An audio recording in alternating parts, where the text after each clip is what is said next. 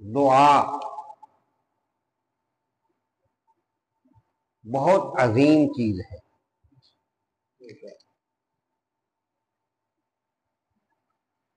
معنی تو یہ بنے کہ بلانا، پکارنا، دعوت دینا.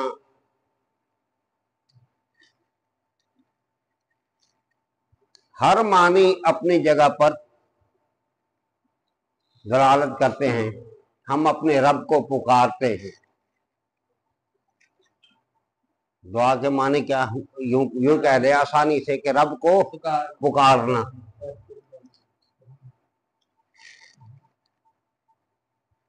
اپنے رب کو پکارنا اور پکار کے اپنی عرض اس کی بارگاہ میں پیش کرنا. اس لیے اللہ رب العزت کو دعا مانگنا بہت پسند ہے. دعا مانگنا، کیونکہ دعا مانگنے میں عاجزی ہے. جیسے ہم نے کہا تھا نا کہ سجدے میں عاجزی. پچھلی بار یہی گفتگو رہی تھی نا، یا اس سے پچھلی بار. آج کی گفتگو یہ ہے کہ ہم نے ہر حال میں اپنے رب کے حضور عاجزی ہی اختیار کر لی،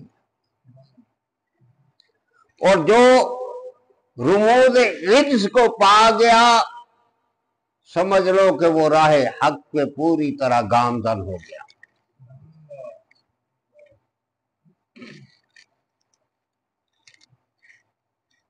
خواہ اس کو طریقت کا نام دو، تصوف کا نام دو، جس طرح بھی دیکھو گے عاجزی بہت عظیم چیز ہے.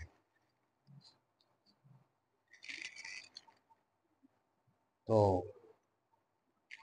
ہم چونکہ کمزور ہیں نا، بے مایا ہیں،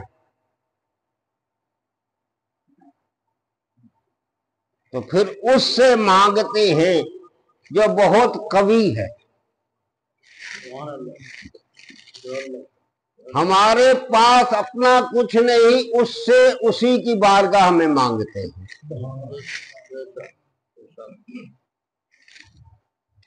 اور اس چیز کی اہمیت ہم قرآن حکیم کو پڑھ کر سمجھ سکتے ہیں.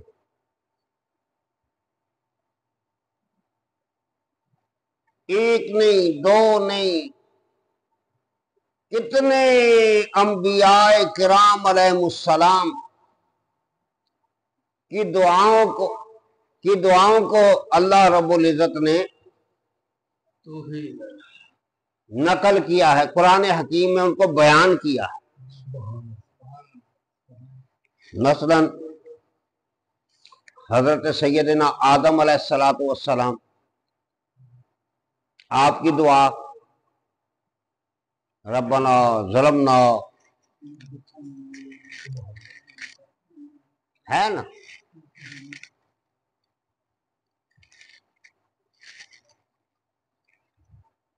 حضرت یونس علیہ السلام،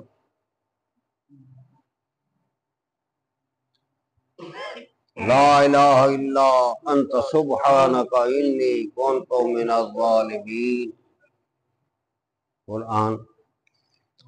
ابھی ہم نے یہ آیہ کریمہ حضرت سیدنا ابراہیم علیہ السلام، سیدنا اسماعیل علیہ السلام، حضرت اسحاق، اللہ رب العزت نے ان کے علاوہ کئی انبیاء کرام علیہ السلام کی دعاؤں کا ذکر قرآن حکیم میں فرمایا. اس کا مطلب ہے جو اس بنی نوع انسان کے لیے رہبر اور رہنما اور پیشوا بن کے آئے، اللہ نے جنہیں مقام نبوت پر فائز کیا، کسی کو خلیل بنایا، کسی کو نجی بنایا، کسی کو حبیب بنایا. سبحان اللہ، سبحان اللہ. سب کے سب نے سبق یہ دیا کہ اپنے رب سے مانگتے رہو. अपने रब से मांगते रहो। क्योंकि यहाँ मांगने में दुनियादारी वाली शर्मसारी नहीं, सुभान अल्लाह, अपनी जाते ही बात है। दुनियादारी वाली शर्मसारी नहीं है, रिश्तेदार किसी का की मोहताजगी नहीं है। अब अल्लाह मोहताज हैं तो तेरे मोहताज हैं, मांगते हैं तो तुझी से मांगते हैं। अल्लाह इसलिए मांगते हैं कि दुनिया वालों के खजाने तो महदूद हैं, मौला तेरे खजाने ला महदूद। तू खालिक मैं बंदा, तू मालिक मैं बंदा, बस। तू ही मेरा रब, तू ही मेरा। और सूरह बकरा में नहीं, वाफ़ु अन्ना वग़फ़िर लना वरहमना अंत मौलाना,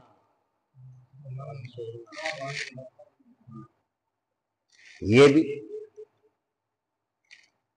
और हदीस पाक में बहुत सारी दुआएं आका अलैहिस्सलातु वस्सलाम की जिक्र हैं। हर दुआ के अपने फ़वाइद हैं, क्योंकि जुबान रसूल से निकली है सल्लल्लाहु अलैहि वसल्लम। और अल्लाह को दुआ मांगने वाला पसंद है, और जो ना दुआ मांगे उसको अल्लाह पसंद है। तो उसमें हाँ, वो बाज बाबे जो है ना ऐसे हैं, लेकिन एक उनका एक अपना एक निज़ाम है, जिस तक हमारी रसाई नहीं सही बात है, उधर भी पहुंच। वैसी हम कोशिश ही ना करें। कई ऐसे काम होते हैं जो अल्लाह वाले करते हैं, अगर वो करते हैं तो उसकी रुमूज को भी जानते हैं, जानते हैं। और अगर हम करेंगे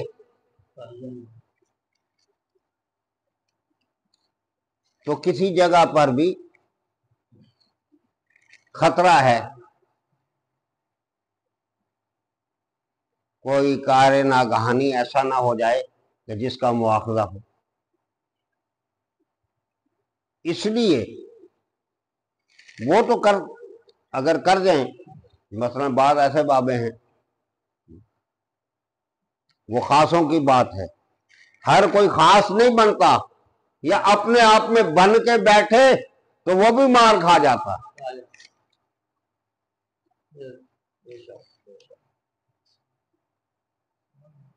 वो भी। इसलिए बस इतना रिश्ता ही, इतना ही लफ्ज काफी है, तू मालिक मैं बंदा।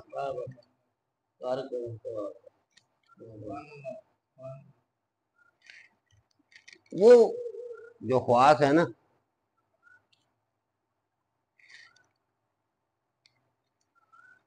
मसलन एक बंदा दुआ नहीं मांगता, एक बंदा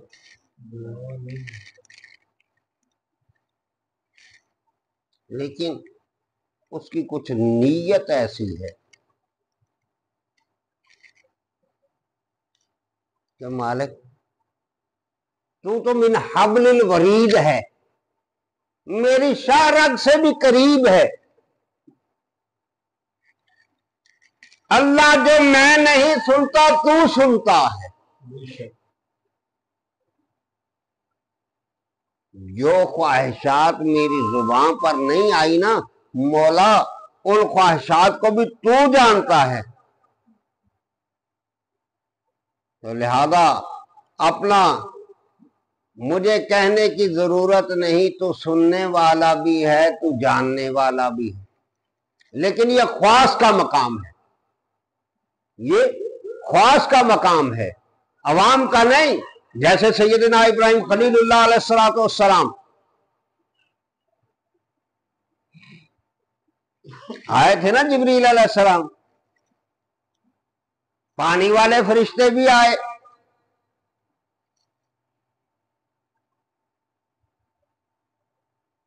کہ اللہ کے خلیل بس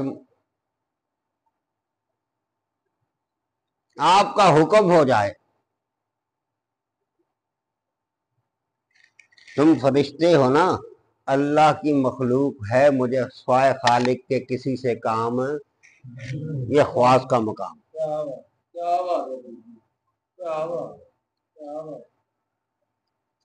یہ خواص کا مقام ہے۔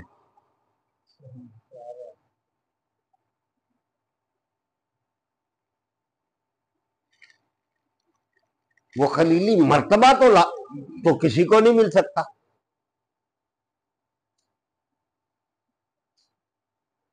اب ہم ان کو ویسے یا اس کو کسی پیرائے میں سمجھ کر ایسا کرنے کی کوشش کریں گے تو کئی جگہ پہ مار کھا جائیں گے، لہذا بہتر یہی ہے کہ ہم سنت مصطفیٰ کو اپنا لیں، ہاتھ اٹھا کے دعا مانگے۔ اچھا، یہاں ایک مسئلہ یہ ذہن میں آ گیا، ایک مسئلہ ذہن میں آ گیا، میں نے بعض حضرات کو دیکھا ایسے دعا مانگتے،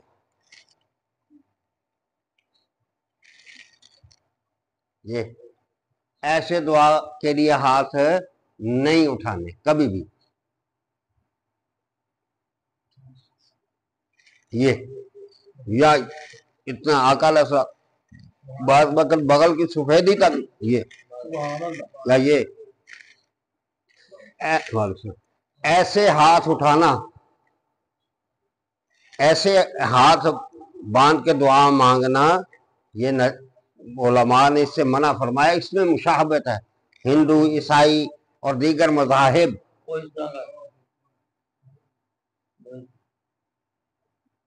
تو ہمارے دین نے دیکھے نا، میں نے آگے بھی کئی بار مثالیں دی، میں نے آگے بھی کئی بار ایسی مثالیں دی کہ آقا علیہ الصلوۃ والسلام نے کسی کی کوئی چیز بھی پسند اگر سمجھ میں آیا تو آقا علیہ الصلوۃ والسلام نے نہ یہود کی مشابہت اختیار کی کسی معاملے میں اور نہ نصارہ کی۔ ہم تو اپنی وضع قطع میں ہی ان کو اختیار کرنے کی کوشش کرتے ہیں نا، لیکن میرے نبی کے عمل کو دیکھو،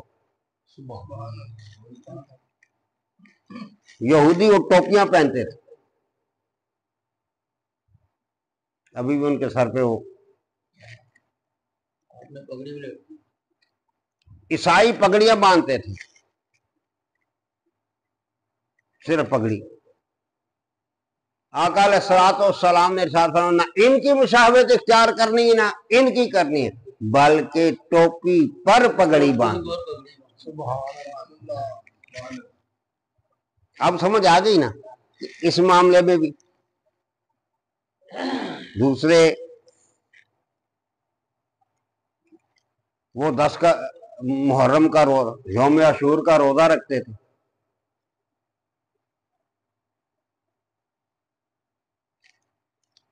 آقا علیہ الصلوۃ والسلام ان کی مشابہت نہیں کرنی۔ اسی طرح داڑیاں، ایک فریق یہود و نصارہ میں سے ایک فریق داڑیاں رکھ رہا ہے، ایک مونچھیں رکھ رہا ہے، آقا علیہ الصلوۃ والسلام نے فرمایا ان دونوں کی مشابہت نہیں کرنی، داڑیاں رکھیں گے مونچھیں پست کریں گے۔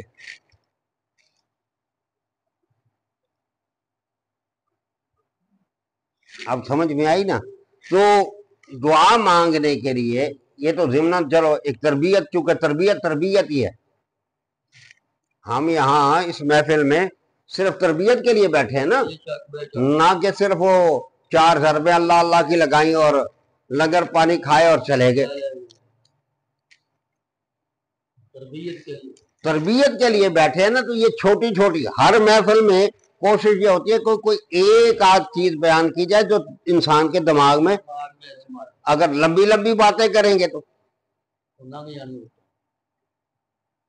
جیسے ہمارے دور حاضرہ کے خطباء اور اس محفل میں کوئی فرق تو نہ ہوا، इल्ला माशाल्लाह अच्छे लोग भी हैं, नहीं ये कहता, लेकिन वो सारा राग रंग ऊंची बोलो, ये करो वो करो, सारी रात लगे रहे। सुबह पूछो कि मौलवी खतीब साहब ने मसला बयान क्या किया है,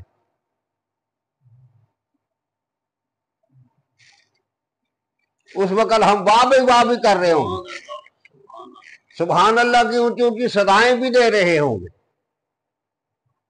लेकिन लेके वहां से क्या आए हो। इसी तरह महफिल में तो हम आ गए, बैठे, थोड़ा बहुत जो अल्लाह ने चाहा जिक्र भी किया, लेकिन इसके अलावा कोई तरबियती निजाम में से क्या लेके गए हो।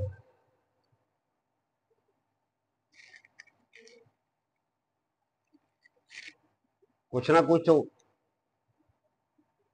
हमें यहां अगर एक एक चीज भी लेके जाएं, एक एक चीज भी लेके जाएं, तो मेरा ख्याल है कि अगर हम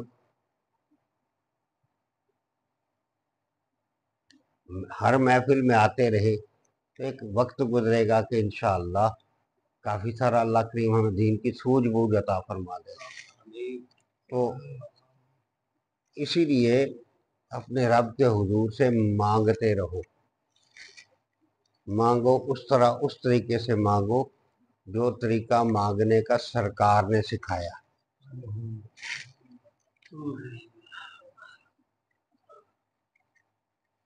आज के दर्स में सिर्फ यही दो तीन, यानी आप